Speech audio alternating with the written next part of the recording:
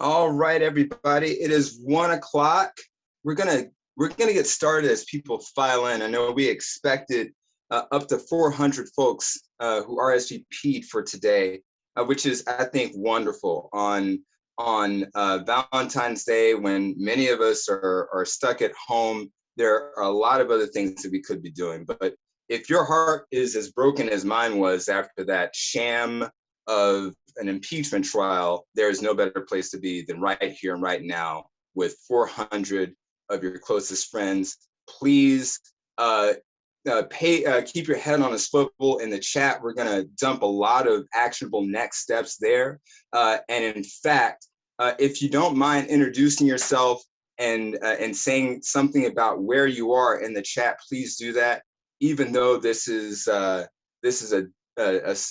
very much more than socially distanced. This is a virtual rally. We still want to be as connected as possible. So if you're in New York City, if you're in Syracuse, or if you're somewhere in Westchester like I am, just go ahead and put that in the chat.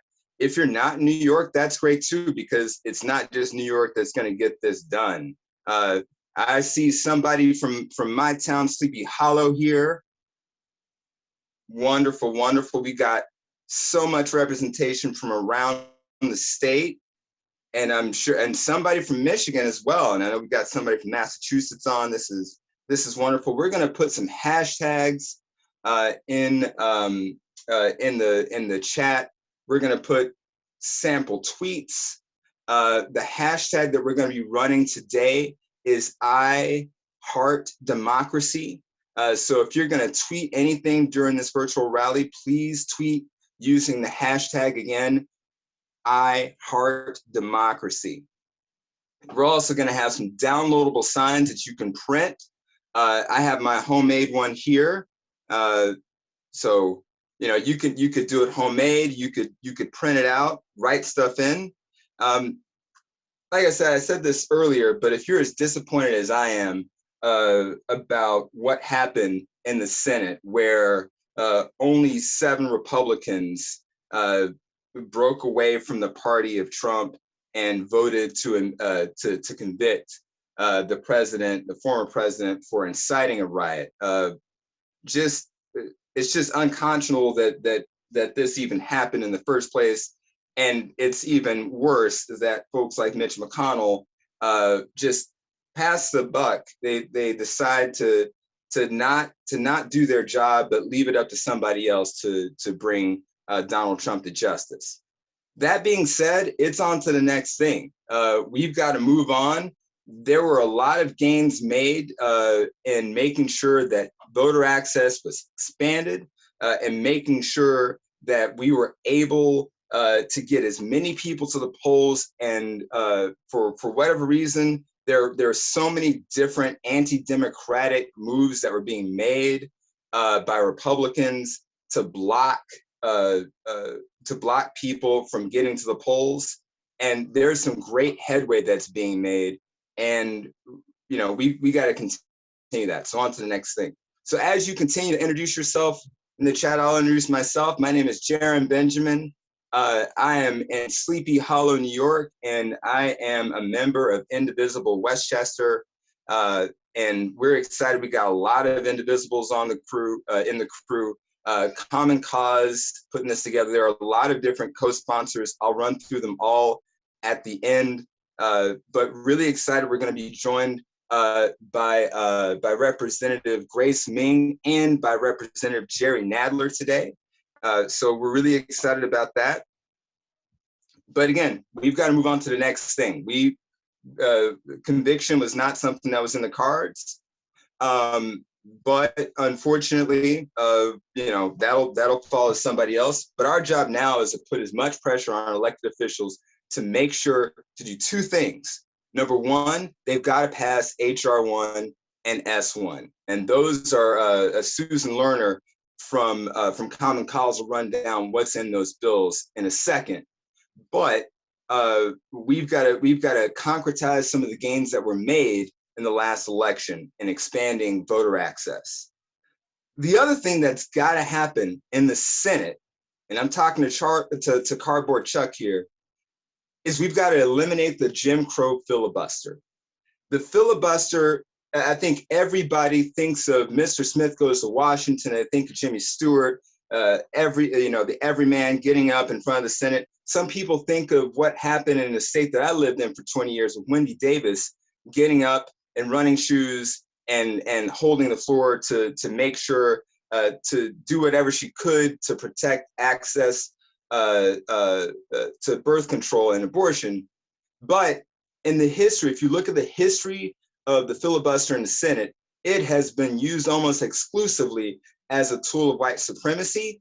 And especially recently, it's almost exclusively been used by Republicans. The only recent times that it's been used by a Democrat, it was when it was used by a Dixiecrat to block another Democrat from bringing civil rights legislation to the floor. So if you want to do something to fight white supremacy, if you want to do something to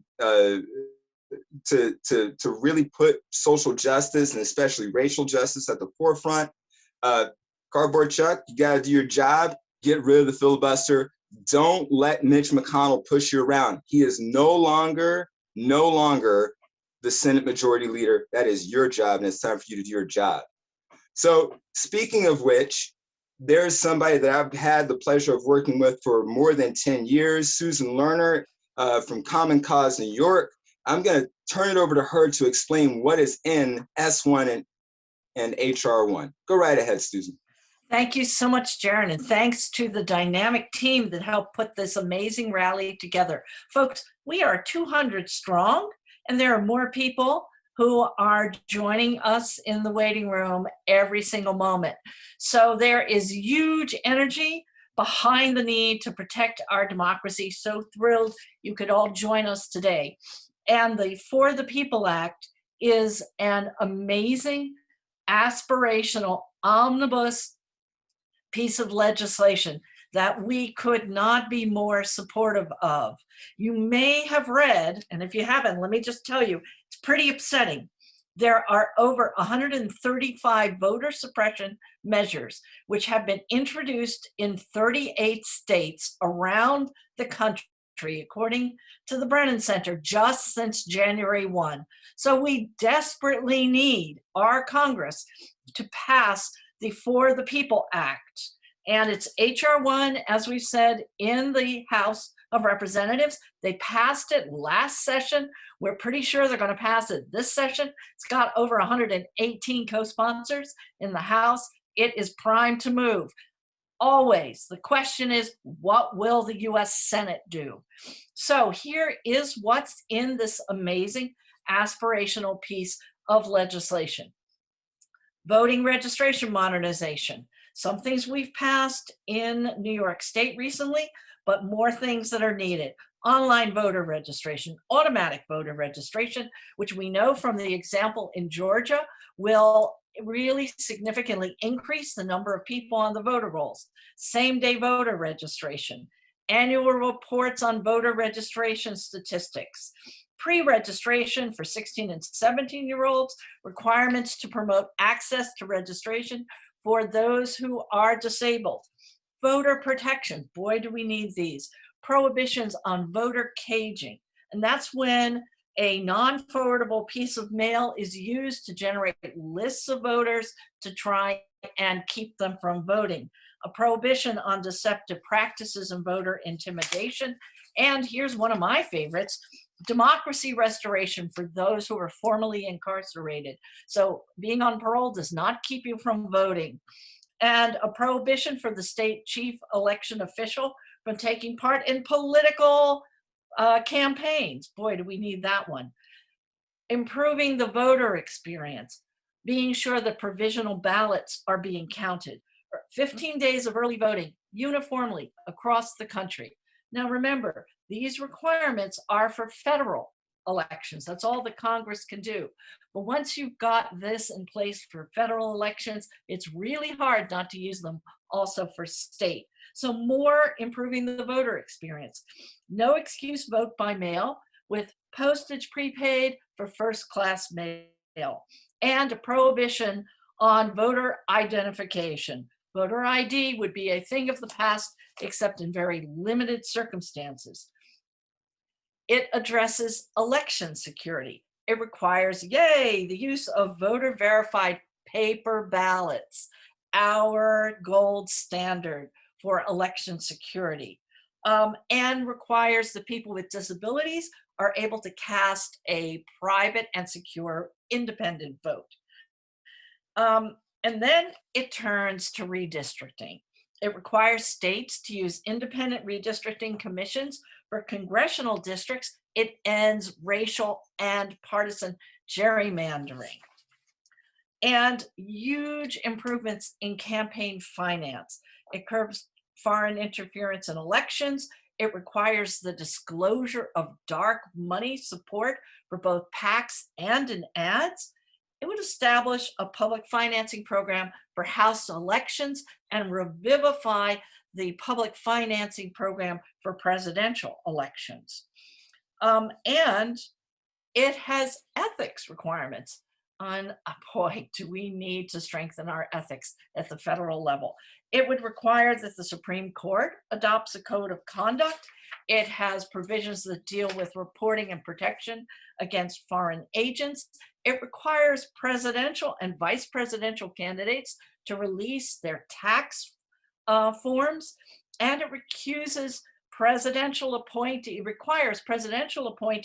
to recuse themselves from certain activities, and requires the president and vice president to divest from financial interests that pose a conflict of interest.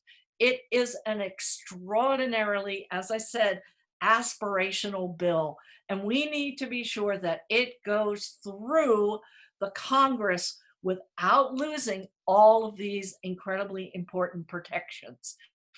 And of course, we know that the biggest impediment is the filibuster in the Senate. So kudos to our members of Congress for introducing this kind of aspirational voter protection and expansion of the franchise, protection of our voting rights. But it's not just introduction, it's got to be passage. So I'm going to hand it back to Jaren after this quick summary. And I hope you are all as excited about the aspirations that are in this bill the way I am. Jared, back to you. Thank you so much, Susan. You know, what's interesting is that the term gerrymander is coming up on its 209th birthday on March 26th.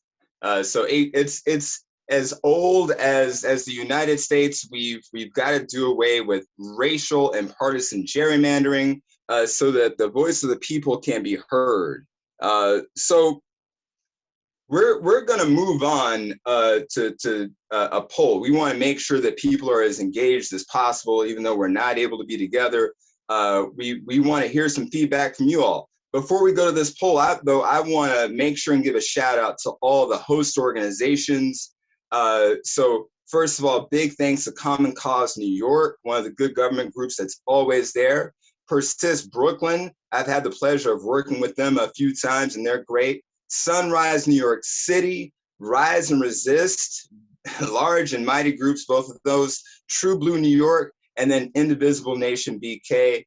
Some of you folks I've known for decades. Some of you I've just met in the last 5 years or less. But you know, I think if we all stick together, we're going to make some great things happen. So Susan just covered a lot of information, and we wanted to hear from you all. Since this is Valentine's Day, we wanted to hear which one of those provisions you love the most. So we're going to start a poll here, and you should be able to participate right there. Which one is your favorite reform for in the For the People Act? Is it modernizing voter registration? Is it voter protection? Is it improving the voter experience? Is it election security? Is it reforming redistricting? Is it campaign finance? Is it restoring ethics and accountability in our government? Fortunately, panelists cannot vote, so you all have your work cut out for you. You have to pick one. Let's pick your favorite one. We want to hear some feedback from folks. And I know it's hard to pick one, but guys, you know, you got to do it. Got to do it. Which is your favorite? Which is the one you're going to send the most love to? We debated making this a ranked choice voting election, but we decided to keep it simple with just the first past the post. So pick your favorite. We're going to give you a couple more minutes. Right now, reform redistricting is ahead. Hey, come on, voting rights advocates, get in there and vote. I am really surprised that campaign finance has not made it further.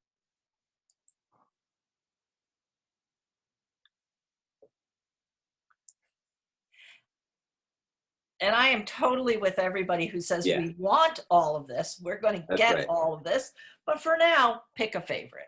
Yeah, don't worry. This is not legally binding. You pick one here, you're not held to it for the rest of the campaign. It is really hard to choose. I personally want all of them. We're going to show results as soon as they are ready. We've got 78% of you who voted. Come on, that remaining 20%, get with it. Some people are not legal anyway. It's all right. Yes, it was hard. Hard work is worth doing. You know, it's funny that you talk about ranked choice voting because one of the champions and queens for ranked choice voting is coming up next, Representative Grace Meng. So, you know, if we've got to work to democratize Zoom in our spare time. Once we shore up our democracy here, we'll take care of that. While we're waiting for that, if people can find Cardboard Chuck, Cardboard Chuck is there. Cardboard Chuck is holding a sign that says "Call me." You can see that. There's Cardboard Chuck's phone number. It's right there on the screen. There's going to be a lot of activity for folks. If you call Cardboard Chuck, you call the real Chuck, what will happen is you'll get Chuck Schumer's office on the line. You can tell him that you do not want S.1 to be watered down, that you want everything that is going to be sent over from the House. This is also the real Chuck's phone number. You want everything that is sent over from the House in H.R.1 to be passed in S.1, right? And it might be hard to pass S.1 as is. In order to do that, you're going to need to get rid of the filibuster. And S.1 and H.R.1 are all about protecting democracy. And folks who have already got their Valentines printed out, feel free to hold them up. What we've got to do is if you love democracy, you've got to leave the filibuster, leave the Jim Crow filibuster. I saw some people saying that they missed the shout out to the host. I'll do that, and then we can throw up. Maybe we can put up the poll results. So once again, big shouts out to Common Cause New York, Persist Brooklyn, Sunrise New York City, Rise and Resist, True Blue New York, and Indivisible Nation BK. And the Center for Popular Democracy. Oh my goodness, and we left off my good friends at the Center for Popular Democracy. People are saying that Chuck's phones are not picking up. So, you know, we'll work on that. Okay, we just ended the poll and we're going to share the results. Okay, can you guys see this? You should be able to see it. So 9% for modernizing voter registration, 11% for voter protection, 13% for improving the voter experience, 2% for election security, and it remains the winner is reform redistricting at 38%. I think we split the vote on the election protection area. See, that's why we needed ranked choice voting. 22% for campaign finance and 5% for restore ethics and accountability. Hard choices, folks, all really important reforms. So thanks for voting. That's right. And you know what? If Chuck Schumer does his job, we're not going to have to choose, right? All of these things are in H.R.1 and they will be in S.1. In order to make our dreams come true, Chuck Schumer has got to promise to love democracy and leave the filibuster, get rid of the filibuster so we can get all of those things so that not a few people can use the Jim Crow filibuster to hold America ransom and continue to suppress the vote. So are we ready for our first guest?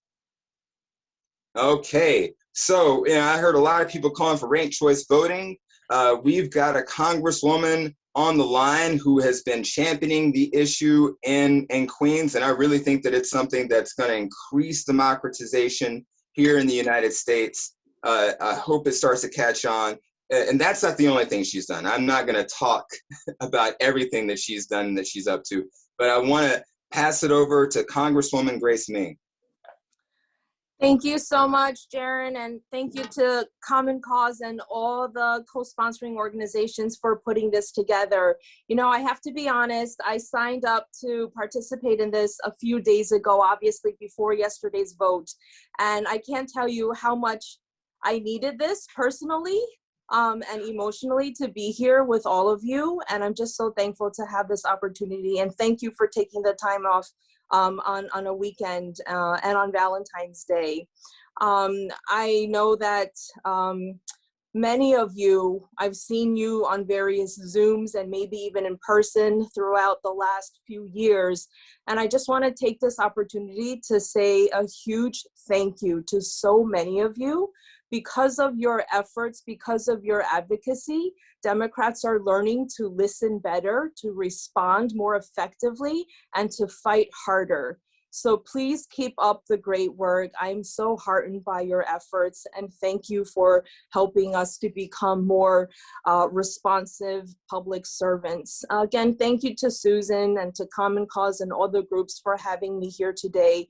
What a great way to celebrate Valentine's Day by gathering in support of this bill that shows our love for our democracy, for our country. Yesterday's outcome was very difficult, even if we already expected that outcome. We literally watched senators put their jobs and put their politics over our country, over our democracy. And this is just yet another example, a piece of evidence why we need to end the filibuster. We couldn't get 60 Republicans to hold someone responsible with overwhelming evidence of treason, of an attempted coup, attempted murders. We can't even get them to respond effectively with legislation when over 500,000 Americans have died because of COVID. And so what makes us think that they will work with us in a bipartisan way to pass legislation that helps our communities? We need to use this, especially yesterday's outcome, as a wake-up call to end the filibuster, to eliminate the filibuster. We need to start focusing on the people's needs and end the focus just on process. We need to focus on the people, not on process. And getting to pass H.R.1 and S.1 which is a crucial piece of legislation that will improve access to the ballot box, strengthen protections against special interests in election, and imposes greater ethics enforcement. I don't have to tell all of you. I will give you a heartening piece of, I don't know, gossip, if you will. You know, I'm on many text chains with my colleagues, folks from the left to the middle of the Democratic Party. And I will say that we've been getting a lot of texts this morning to each other about members to support H.R.1 and S.1 and how we need to do that as soon as possible. So I believe that there is momentum, and I believe there is momentum to do it quickly. You all know that for too long, dark money in politics has allowed for special interests and big money contributors to influence our political process. And we need reforms that ensure that public servants are working for our communities and are not beholden to super PACs. And that's why H.R.1 is so important and so transformative. It reaffirms Congress's authority to regulate money in politics and pushes back against the Supreme Court's wrong-headed decision in Citizens United, which we've been talking about for years. And finally, here is our chance to do something. H.R.1 ensures that individuals, as was mentioned before, who have completed their felony sentences should have their full voting rights restored. It is a right for Americans to have unencumbered access to the ballot box. I was also pleased that H.R.1 last time around included my legislation to ensure that workers for the election process and the boards of elections, that they are trained in a culturally competent manner so that all voters would have unfettered access to their services. And we need to continue to advocate for reforms to our democratic processes for numerous years. I'm also an author with Ayanna Pressley from Massachusetts on another piece of legislation. I don't know if you guys like this one, but it's important to us to allow 16 and 17-year-olds the right to vote. It actually goes beyond H.R.1. Our youth are literally the conscience of our country right now. They are literally fighting for their lives, fighting for the future of the country that they are going to inherit of the globe. They're leading important social movements from climate change to gun safety legislation. Today's the anniversary of Parkland. They are literally fighting for their lives. And we have witnessed the power of youth activism. And we need to make sure that they have a say at the table. I'm so excited to be here with all of you, and I just wanted to be here really to say thank you. I didn't know how much I needed to be here with all of you today after yesterday's outcome. So just wanted to say thank you. Keep up the fight. I'm here in Queens, but obviously on Zoom, I can be anywhere, so don't hesitate to reach out and keep up the great work. Congressmember Meng, thank you so much. We really, really appreciate that. This is a cathartic moment, I think, for the hundreds of people that are joining us on this call. I wanted to make a note that it looks like a staff member from Senator Schumer's office has joined us. Welcome, welcome, welcome. And we need to continue, everybody else, we need to continue to let Senator Schumer's office know that this is something that we desperately need. We need S.1 to pass the way that it's written, the way that it will be sent over from the House of Representatives. While we may have done that exercise where we chose our favorite component, we don't need to do that, and we don't need the Senate to do that. We need to just get everything that is in that bill through and signed. Before we bring on our next guest, we're gonna have a little bit of activity. So we're gonna drop a link in the chat where you can. It's a one-click link. You'll enter your information, and you'll be able to send an email to your representative and to your senators, no matter where you are in the country. But we're gonna drop that link in the chat. And while that's happening, I want to share with everybody, if it's okay, a little story about my own family's history. My grandfather, Leroy Davis, was one of the first, if not the first, black elected official in Southern Oklahoma, a place that that some people affectionately used to call, and still do call, Little Dixie. All right. One of the things that he used to do before he got elected or after he got elected was call all of his children and ask them, my mother included, and call them all and ask, did you vote? Every election day, he would ask, did you vote? And if the answer was no, there was, according to my grandfather, no legitimate excuse. He would say, do you know how many of my friends fought for and died fighting for the right for us to be able to vote? Now, I love my grandfather with all my heart, and God rest his soul. One of the things, though, that I think that all of us need to come to terms with is it's not up to every individual, even if they're willing to vote, to be able to get out there and vote. There are so many things that some elected officials are doing in states across the United States and in jurisdictions across the United States that prevent people, whether it's racially or whether it's prison-based gerrymandering, or whether it's denying people the right to vote for whatever reason, or restricting voter access. We have to come to terms that we need to do a better job of continuing to fight. It's great that we are able to show up at the polls and not, for the most part, not expect to have to fight for our lives maybe in the process. However, that last administration should have demonstrated to everybody just how close we are to sliding back 50 years, right? I mean, I don't know how many people actually showed up in person at the polls who were on the call here, but it was potentially in some places a scary moment, a throwback to maybe 50 years ago, to some years, some really dark periods of our history that we don't need to repeat. So that link is there. We encourage you to click the link and write a letter. We're gonna come back when we're ready to join to be joined by our next speaker. So I'm gonna go on mute. I think we're gonna have some background music while people are able to fill out that email. So go right ahead, fill out an email, and we'll be back with our next speaker and with some more activities. Thanks so much, everybody.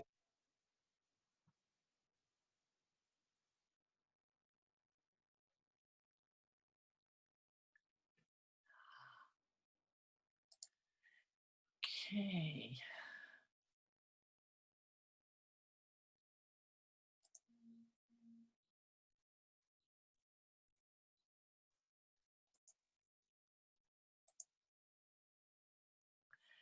So I am trying to get the music to play, but it looks like I am kerfuffled.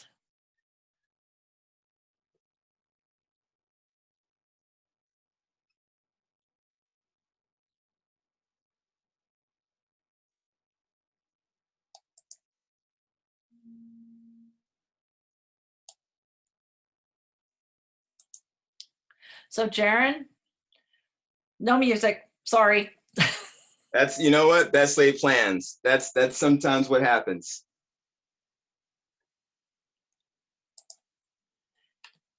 But so, we're going to give people a few more minutes to fill that out.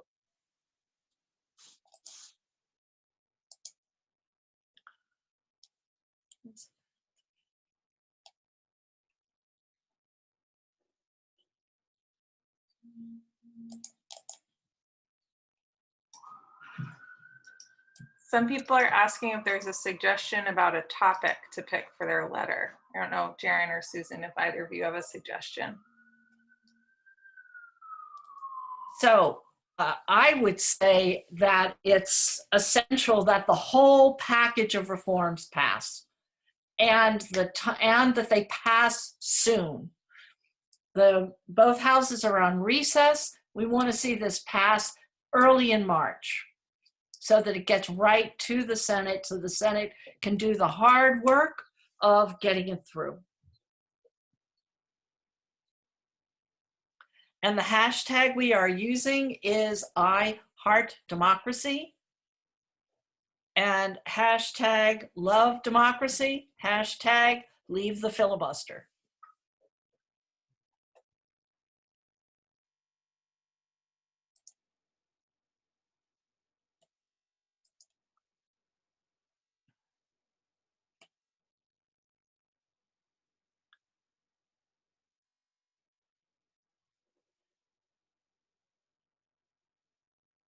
So yeah, so I just saw some, go ahead, go right ahead, Susan. Nope, on to you, Jaron. Yeah, I was going to say, you know, there were some people that were asking, do I need to write Representative Nadler since he's going to be on the call? Yeah, sure, go right ahead, because this is how his office knows that this is a priority for his constituency. The same thing with Senator Schumer. Senator Schumer is the majority leader in the Senate. One of the staff folks is on. That we should continue, though, to make sure that they understand how big of an issue this is. So if you want to log on, if you want to click on Cardboard Chuck and find him, there are some numbers there. You can call the office there. You can also, when you're sending your senator's email and you're in New York State, make sure and send it. Just because they might have been on the call does not mean that you shouldn't let them know, right? Because this is super, super important. We can't let it fall by the wayside. Susan, go ahead. I was going to say, just because your representative is on doesn't mean they don't need to hear you say thank you. Often we are writing to say, do this, do that. We don't like this, we don't like that. When they do the right thing, they need our thanks. So thank you, Senator Schumer, for introducing the For the People Act as S1. Now get it done. That's Okay? right. That's right. So, And it's a lot more powerful when they're able to say, I heard from an overwhelming amount of people in my jurisdiction, in my district, that I've got to get this done. And it'll, you know, the thank yous and the encouragement for people that are already on our side, go right ahead. Okay. So Susan, are we ready for our next guest? Okay, great. I think we are. Well, our next guest is a representative in the House of Representatives. He represents the 10th district, which is parts of Manhattan and parts of Brooklyn. I've had the pleasure of working with him on housing and issues that affected people living with HIV and AIDS. And he's a liberal lion. I won't say anything else. I'm just going to turn it right over to Mr. Nadler. Go ahead, sir. Well, thank you, Darren. It's good to see you, and it's good to see Susan and all the people at Common Cause and the other organizations that are working so diligently, like Grace. I was obviously very disappointed in what the Senate did yesterday, and that shows that it shows once again the Republicans are their fealty to Trump, and we're going to have to work very hard on that. Now. We're talking about the For the People Act, which has been assigned H.R.1 and S.1 for a reason, because free and fair elections, along with open, ethical, and honest government, provide for the foundation of our democracy. Across the country, and let me say, the choices that you gave before missed one. I mean, it missed one of the major things that H.R.1 does, and that is to overturn the Supreme Court decision in Shelby County. The worst aspect of the decision in Shelby County was it reestablished the whack-a-mole, where you can pass a law that protects voting rights, and it works for a little while, and then the local courts, and then the courts knock it down, and you pass another law that does the same thing. You keep going over and over again, and you never establish the voting rights. And one of the things that H.R.1 does is to stop that. And I think that is of paramount importance. And as I said, the bill has been assigned the numbers H.R.1 and S.1 for a reason, because free and fair elections, along with open, ethical, and honest government, provide the foundation of our democracy. Across the country, we've seen too many attempts in recent years to limit the right to vote, especially for women and people of color.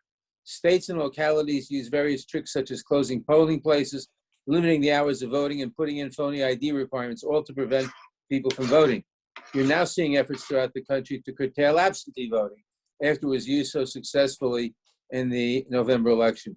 H.R.1 would put an end to various voter suppression tactics, and it calls for restoring the most important element of the Voting Rights Act, the pre-clearance requirement, which I referred to a moment ago, which is something I will be bringing up in the Judiciary Committee later this year. The legislation also works to eliminate the poison of large campaign contributions using hidden money, which is subversive to our democracy. Thanks to a series of disastrous Supreme Court decisions equating money with speech and corporations with people, we now have a system in which billionaires and corporations are handed a megaphone in the public square while everyone else is reduced to barely a whisper. This is corrosive to our democracy, and we intend to fix it. If we don't, I fear that historians will eventually write that the American Republic, like the Roman Republic, had a good 250-year run with democracy, but then it evolved into an oligarchy, which is the direction we're headed in. We cannot let that happen. H.R.1 also contains vital ethics reforms across the federal government, including the judiciary, to help strengthen Americans' faith in their government institutions. This comprehensive legislation is pro-democracy and anti-corruption. It is exactly what we need to ensure that everyone has a voice in determining how our country is governed. I want to thank all the grassroots organizations assembled today and their members who are all mobilizing behind this important effort. We know there'll be stiff opposition, but the integrity of our democracy is very much a cause worth fighting for. Thank you so much, Mr. Nadler. Thank you for joining us. Thank you for saying those words, and thank you for continuing to be a champion for the LGBT community, for the communities of color, and for so many people that have been disenfranchised in the United States. We really appreciate you joining us on a Sunday and on Valentine's Day, no less. So if you've been with us the whole time, then you know that we're pushing the theme. If you love democracy, leave the filibuster. Love democracy, leave the filibuster. I see some people in the chat saying, is passing S.1 intact an actual possibility? Yes, it is. Senator Schumer has to hold firm, and he's got to hold his caucus together, which is why he's got to hear from us, either in that email link or on Twitter, which I'm gonna plug something in a second. We've got to make sure that they hold firm, and they need to get rid of the filibuster to do that. And I think that we should start calling it the Jim Crow filibuster, because since its inception, since its use, it has almost exclusively been used as a tool of white supremacy. It's nowadays almost exclusively used by Republicans, and the few times that it's been used in recent history by Democrats, it was used by a Southern Democrat to block civil rights legislation from the Democratic Party from passing. So if you were with us earlier, you may have seen links to downloadable and printable Valentines, or you can make your own like I did. I don't have such a great printer at home, but we got crafty here at the house. You can do this. We're gonna take some photos, some screenshots, because one of the great things to be able to do when we're all amassed in public and we're able to fill up a space is to give elected officials and other people in power a sense of how many of us there are and how much we want this, right? Because that resonates for them. So if you can now, just hold it up. You can change it to your Zoom profile pic and turn off your video. This is good stuff. Let's put this up. If you want to tweet something, we are encouraging you to tweet at Sen, S-E-N, and then last name Schumer, so at Sen Schumer. Ask Senator Schumer to pass S1 as it is. And whatever you do, make sure that you tag your tweet with the hashtag I heart spelled out democracy. That's I heart democracy. That's going to be the hashtag that we're running for today.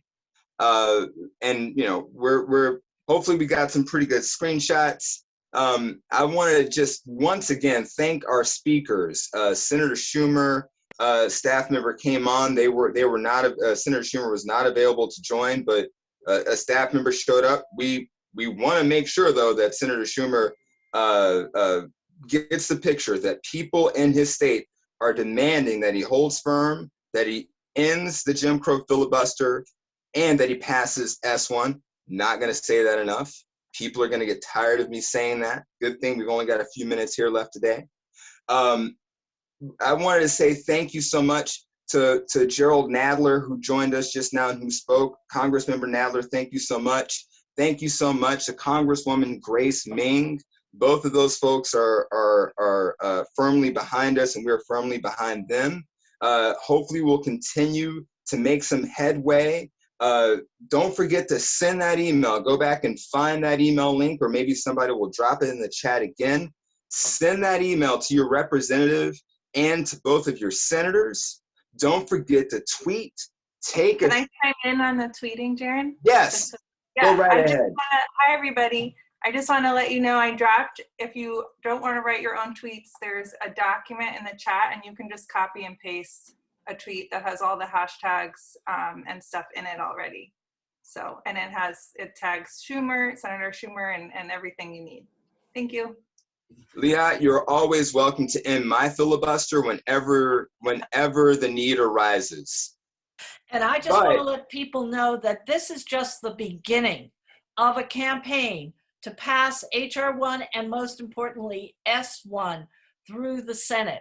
So watch out for more activities. There will be more letter writing opportunities.